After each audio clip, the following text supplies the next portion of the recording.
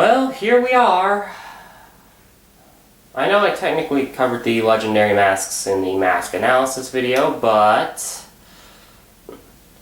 well, I thought since these masks focus, focus point of the entire story, they kind of deserve a bit of a better look. So, I don't think I need to give you the rundown for these masks because they're kind of odd situations. So yeah, I'll be going over them, their designs, what they do in canon, and how I have no fucking clue what they do. So yeah, let us begin. Here we have the Mask of Creation. Oh boy, this thing. Well, let's start with the design. The gold one is its standard form. As you can see, it's got, well, a crown design with a bunch of okotian lettering in it. It's big, it's bulky. If you look closely, you'll notice it has, well, these weird double fins. No writing on these.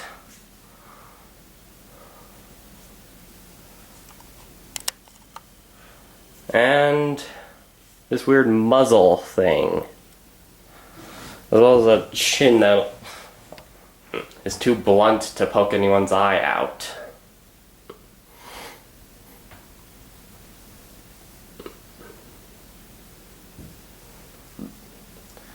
The cyan one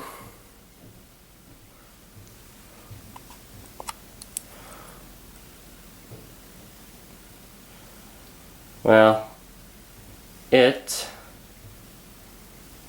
will not focus.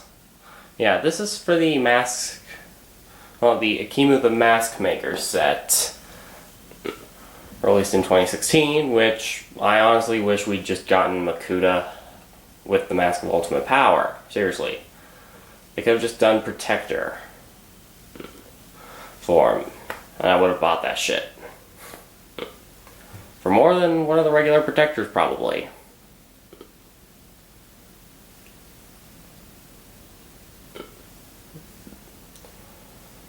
So, yeah.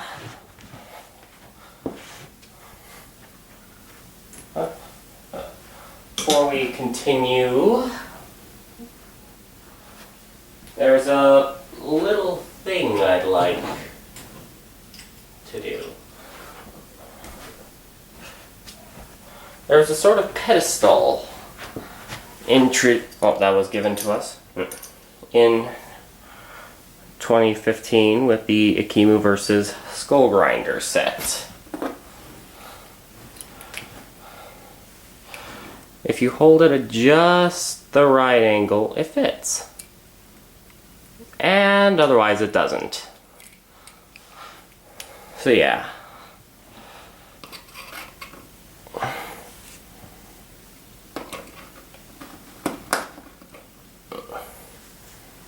The only way I got it to work is to sort of half break it. And I'm pretty sure that's an illegal LEGO move, so yeah. Don't call the cops on me! Anyway, yeah, let's go on to what it does in canon. So, these are some of the strongest, well, so yeah, Mask of Creation. We see it's so powerful it transforms Skullgrinder and his weapon. And we know it isn't just because he's using the Mask of Creation to add more to himself, for two reasons. One, we see the same thing happen with Umarak when he places on the Mask of Control, and with Makuta putting on the Mask of Ultimate Power. and because they never actually established what the hell the Mask of Creation does. Does it create things out of thin air? Well, that thing's kind of broken and like something Akimu could have done literally anything with. Does it help you make anything?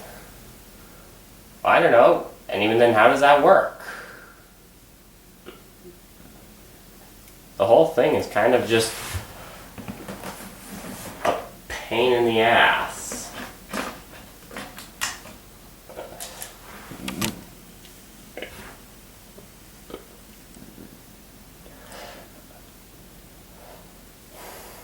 We know it's powerful enough to alter something's physical build, but yeah, that's not unique to it. And it actually brings up an interesting question. Why bother with the different mask designs? I mean, everyone else's mask just looks like this. Why not just have that? Why have these bizarre shapes for them and the Toa? Because considering canonically every Okotian's mask is the same, I'm pretty sure it doesn't really matter.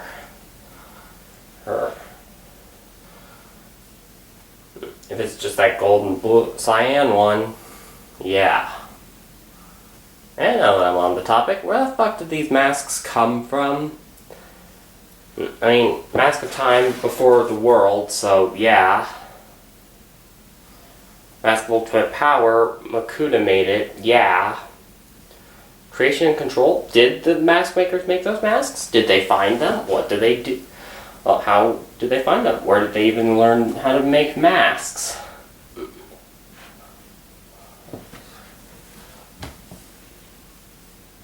Why did they make masks? Why did they go with just one design? Why did they only make one of the Protector's mask for each element? And not, say, backups in case something happened to them and the masks?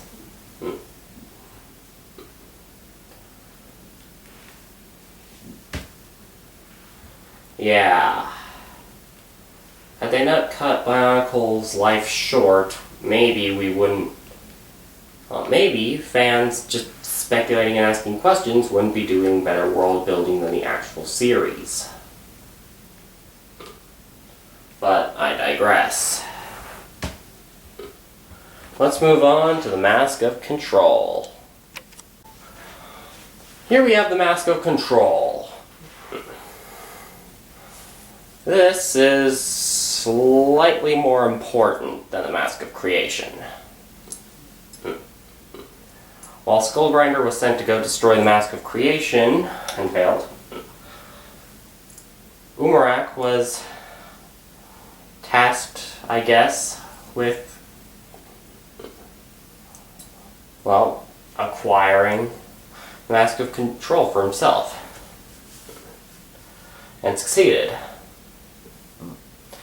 So yeah, let's get on with the designs and then some extra nitpicks. First, well, it's unification capable, actually. Well, with this, actually both of them are. The horns make me wish this fucking thing would focus. How to hear that? The horns, the fins, and the chin make this sort of look like an ancient Egyptian relic. As do the eyebrows. Not as much Okotian writing, but yeah. And the smooth, dome-ish top.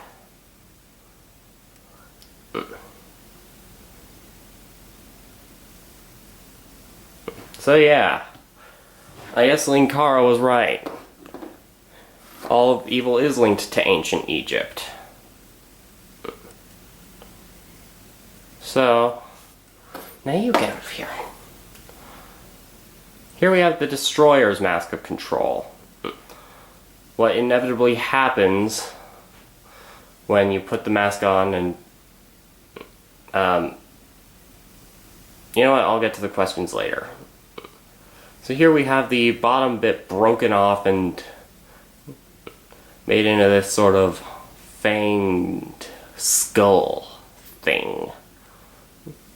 Canonically there's that stone jaw piece, but no. This camera needs to be better at focusing. Anyways. So yeah, it's got these lime green sort of corruption crystals. And in one of the sides, it's got this random scar. I don't know where the hell that came from.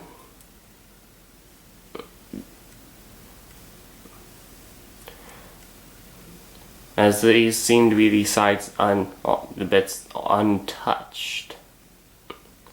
So yeah. Now, let us discuss the mask. Well, in canon, this is Makuta's original mask, and we actually do get a bit of explanation. I read somewhere that, you know, it has the power of mind control. However, to what extent does it do anything else? And all the other questions that apply from the Mask of Creation. And is this able to control, say, events, control chance, or does it just control entities? Actually, fun fact, there was a Mask of Creation in the original canon, Gen 1. However, it looked weird. And I'm actually kind of more like the Mask of Time from Gen 2. So yeah. Now, the Destroyer's Mask of Creation, I don't know. They never actually explained how Makuta did what he did to the mask. He'd have to have done something because the Mask of Creation didn't change when mutating Kolta. It didn't exactly reach the same extent. Though it may just be because Kolta's species, the Skull Raiders, is naturally able to drain power, so this probably wasn't... well, it'd probably have a much lesser impact.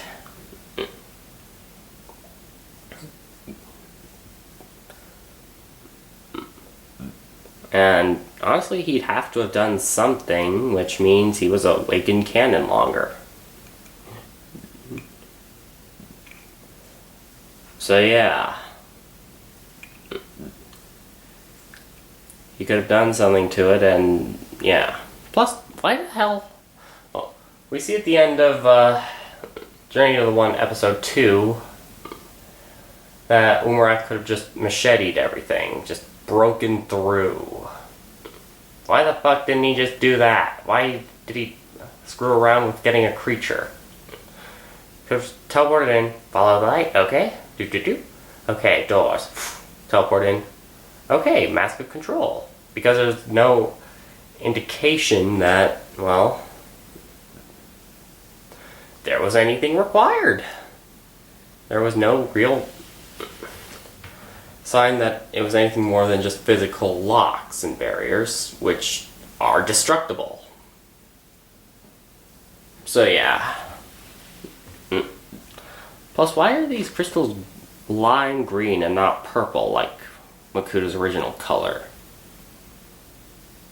And speaking of purple, we have this. Hilariously enough,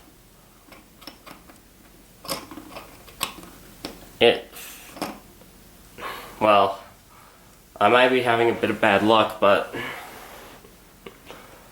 I kept finding that this actually held on slightly better. So yeah.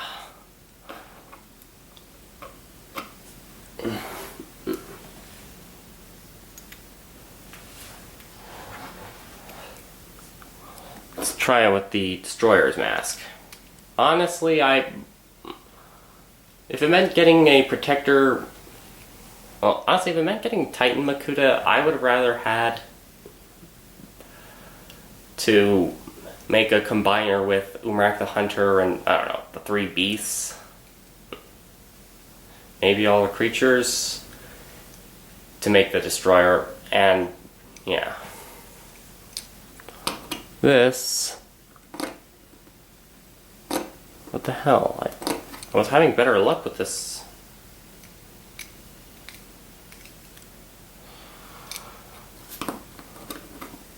Yeah, there we go. Just gotta adjust it up a bit. Fuck it. But yeah, it doesn't raise as many questions, but it raises its own unique ones.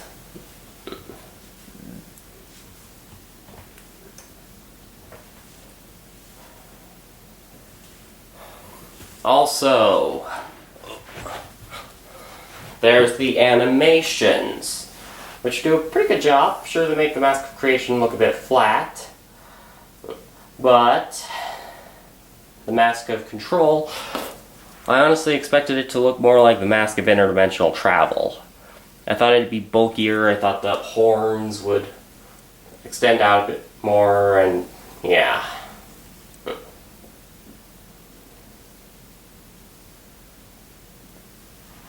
Also, headcanon. Part of the Mask of Control's power was bequeathed to make the Golden Mask of Skull Spiders. I don't know, with like a poison elemental crystal or something. I don't know, can you explain those green crystals? Can you explain why the Mask of Control's color scheme randomly changed to green?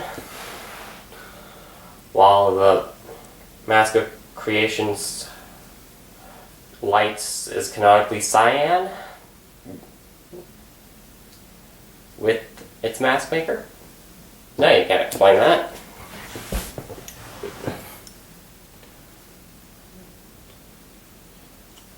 So yeah.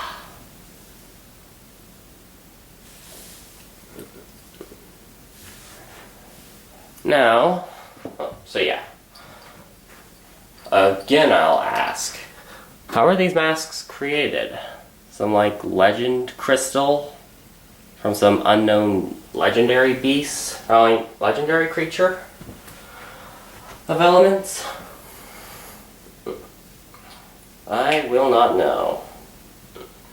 Unless they hire me to do character or story and whatnot, because let's be honest, I'd probably work for very, very cheap.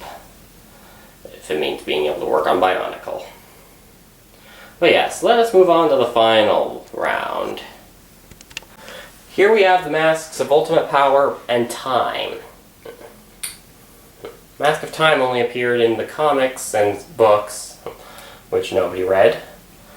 Actually, I read one of the books, except my editing software is still a bit on the fritz, so I couldn't edit it. Because, let's be honest, I fucked up quite a few things. And I'm not redoing it. The Mask of Ultimate Power, we keep seeing. These two are 3D modeled by the same person. Link in the description to where you can get them, and link to the person's channel. Oh. Oh. Oh. So yeah. These two are the most powerful masks in canon. Mask of Time, we know, was from before the world existed, so creation might be a bit of an odd question to ask. Ultimate Power, we know its origin. It's just 6 elemental... Well, the merging of 6 elements from hundreds of mistakes in merging elements. Okay, let's be honest. Makuta probably could have just said to Akimu, "Hey, I'm borrowing a bunch of crystals. I'm gonna head over to that weird island with that maze on it. You know, see if I can find some way of merging elements, or at least seeing which merging elements is stable. The mask of tree growing proves that some are. But let's save canon for a bit later. So, let's go over their designs, because frankly these are some of my favorite. Now, no actual Koshin lettering on these, even though this is canonically one of the 3 masks, the others having that lettering. But yeah. Oh, by the way, this is spray painted. Why? Because the only other options for gold were literal gold. Seriously, I'm not paying a ton of money for something that's just for display purposes and will probably get stuck on the head. And this I ordered in black acrylic. They have a texture, which I find weird. Actually, no, it just feels weird. Now, update from the last video. I actually did read the description. And I am not an idiot. Haha. Because nowhere does it state that, you know, these might be a bit hard to fit on and take off. So yeah, it doesn't state that anywhere. So by the way, this is villager scale. I recommend going with Titan scale. So yeah, let's go over the design in case you're blind. So at the base we have fins. Mouth is sort of skeletal, but more otherworldly. It's got pistons, so yeah. These eyes are some of the smallest. I heard that they were probably going to go with a transparent orange for the eyes, but yeah. Let's check this out. On a head,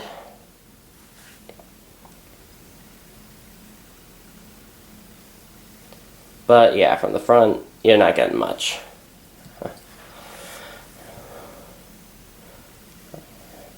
So yeah, he's got fins on this thing.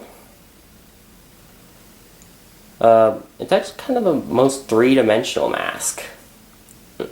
Sure, it's not unification capable and won't cover the head, but it's got the most dimension to it. It's also got these 2 double fin. Oh, it's got this double fin. Which reminds me of that building in the second movie. Yeah, that's right. Metru Nui makes a cameo. Also, it's got this thing. No, you can't fit a stud in there. I tried. That would have been awesome, though. So yeah, it's got this 6-segmented bit, the bottom of which has this jutting out segment. This probably represents the 6 elements involved. I think it also has eyebrows. Yeah. We never got this in canon. I'm gonna be honest. I would have rather well, if it would have meant getting this, I would have been perfectly fine with just those shitty animations and not Journey to the One. I would have been perfectly fine with no Akimu the Mask Maker, perfectly fine with a combiner instead of Umarek the Destroyer. Seriously, Lego, you had too small a sample size, but still. Just anything if it would have meant this. Hell, I would have actually been okay with a poly bag. Or one of those blind bags. Yeah, I would have gone with a fucking blind bag. And poly bag, I paid 15 fucking bucks for a Geel.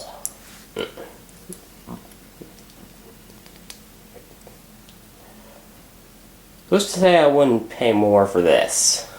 I've actually been thinking about getting that a gold skull mask from another polybag, but, you know.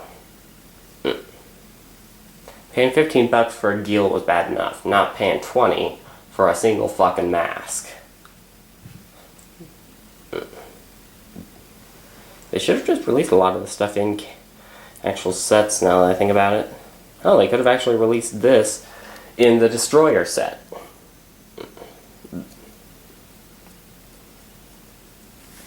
So yeah, I would recommend you get this. Show LEGO we're still willing to throw money at them. Or at stuff around them.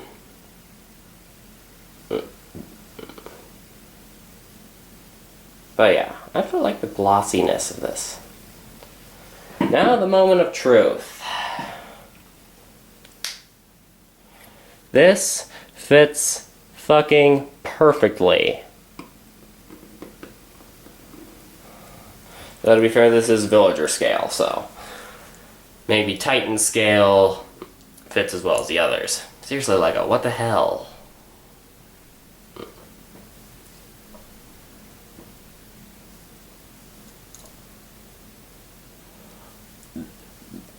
But still, well, the design is solid. I heard somewhere that there's at least one minor deviation, or one minor fuck up from the images, and yeah, but I don't see it. If I watch Journey to the one with this. But yeah, this was actually much like the Makuta Titan, reverse engineered from images of a prototype and Journey to the One. So yeah, I made a parts list video for that, which you can go check out. I gave you a bunch of information. Honestly, you can go make that set.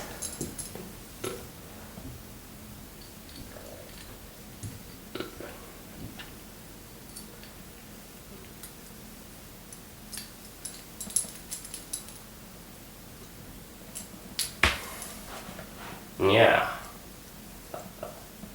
But I've spent enough time on this, I say we go with Mask of Time.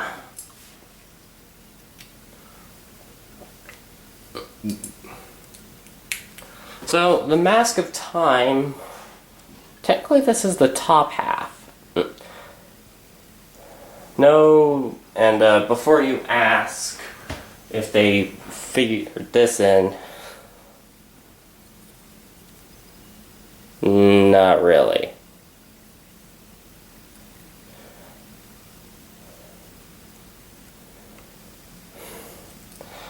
No, sorry.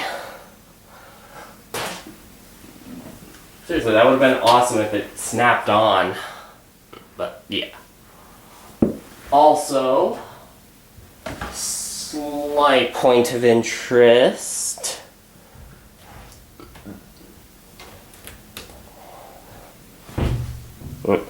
This thing does actually hold a stud.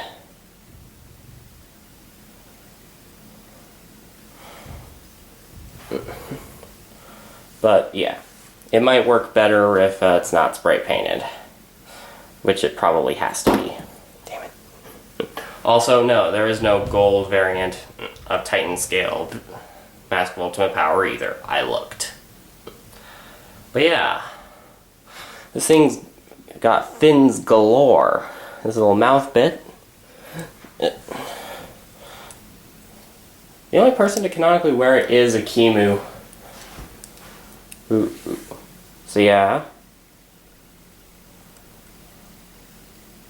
The eyes, well, frankly the eyes rarely showed up on these things. So yeah. You can see the mouth, but you can also in the Beast masks.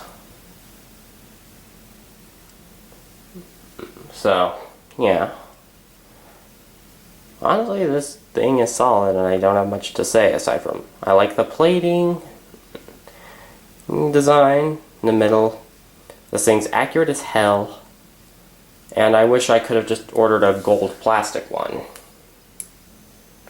Now, it's moment of truth.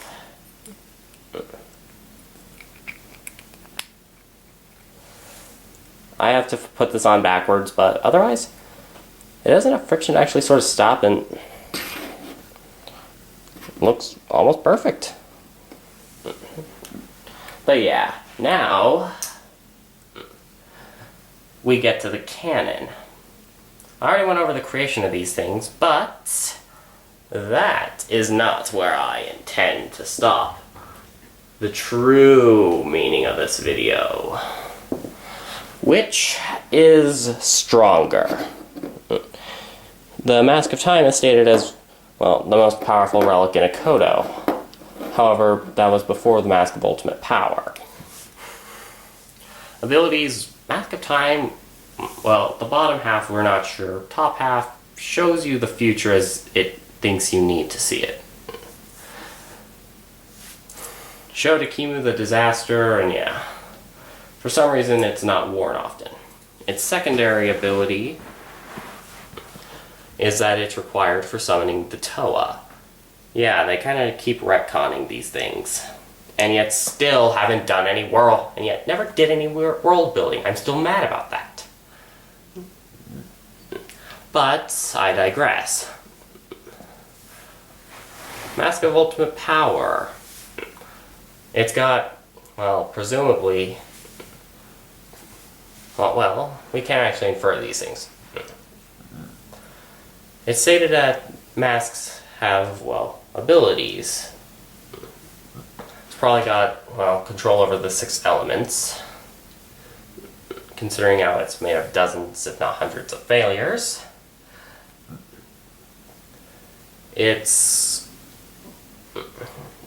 also presumably got every single combination of masks' abilities.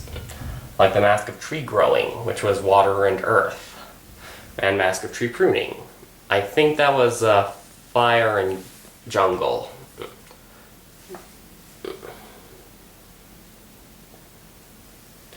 Yeah, that's right.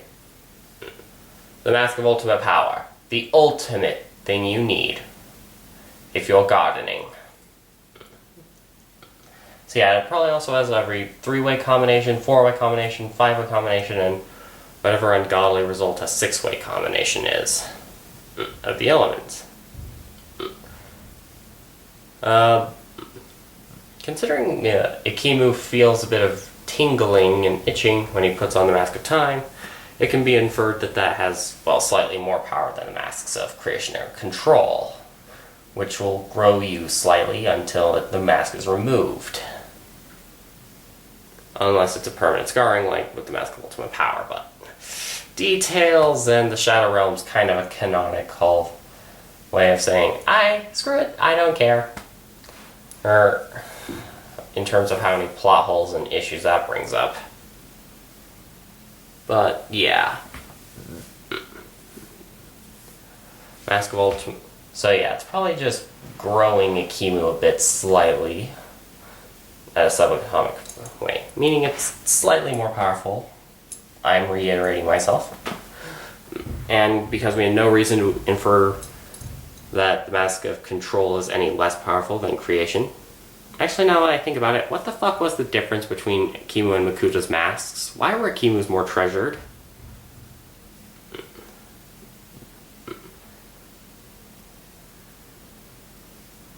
Yeah.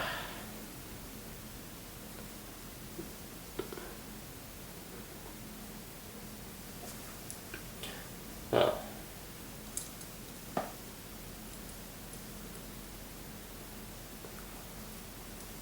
Still.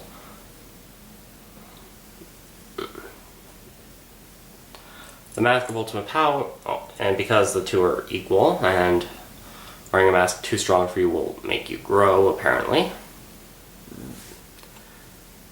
Since the mask makers have worn different masks and not changed in size, we can infer that they can handle the 2 legendary masks. This thing, we saw what that did to Makuta.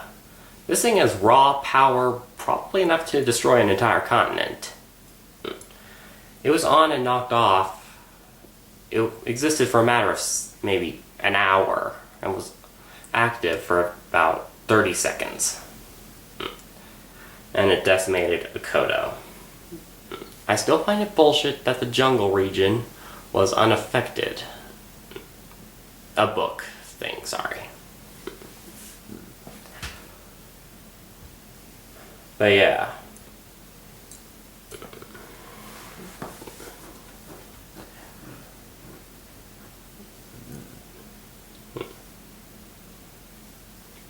I'm actually not really sure what Makuta was planning.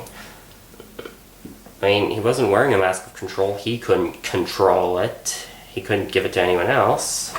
They wouldn't know how to use it. So he couldn't control himself or the mask. I'm not sure what his plan was. So yeah.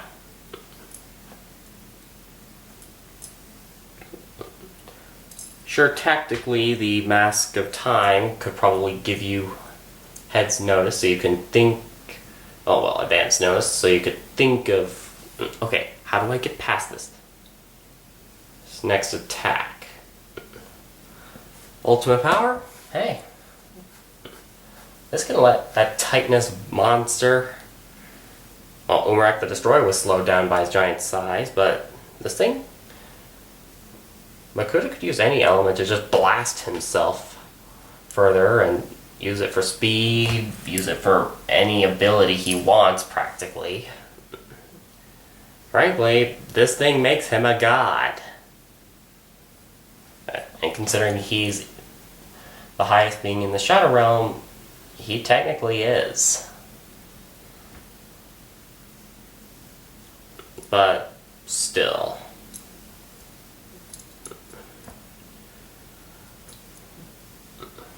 And design, frankly, I'm pretty sure you could shank someone's throat out with this in real life, given how spiky it is. This thing, yeah. And plus, I don't even know if you could avoid the whole this thing's on its ripping reality to shreds thing with time. Hell, the whole reality to shreds thing might actually be interfering with the Mask of Time and actually override it, considering space and time affect each other. In real physics, actually. But, hey, it's all just a theory. A pointless theory. But, yeah. If anyone has any answers to these, because they read the books and the comics, I'm still trying to get my hands on, hey, LEGO clearly doesn't care. But, yeah. Yeah, we kind of got this still, so. If any of you have answers to any of my questions, feel free to leave them in the comments. I'm out, motherfuckers.